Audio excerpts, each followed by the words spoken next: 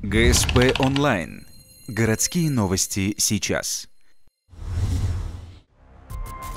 В Ухте задержанные находятся под следствием два педофила. 29 августа в полицию поступило сообщение о побоях. По адресу оперативная группа обнаружила двух мужчин, которые проживают вместе. Однако бытовая драма неожиданно превратилась в порнографию. Полиция выяснила, что в этой квартире педофилы развращали двух подростков 13 и 15 лет. Проверены фото-видеотехника, мобильные телефоны, где содержались информация о порнографическом содержании, то есть фото и видео.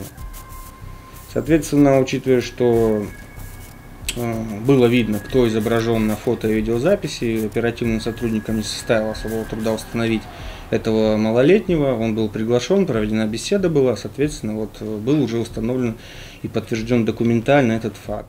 Связь длилась 2 года. Педофилы нашли себе жертв на детских аттракционах на Комсомольской площади. Мужчины работали здесь летом 2012 года и легко наладили контакт с двумя подростками из благополучных семей. Они пригласили их поиграть в компьютер. Юноши добровольно ходили в гости к двум педофилам. Те иногда им платили по 50-100 рублей.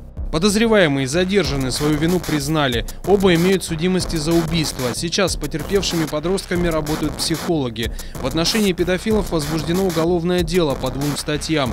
Им грозит до 15 лет лишения свободы. Единственное, что остается неясным, как 2 уголовников смогли устроиться на работу рядом с детьми.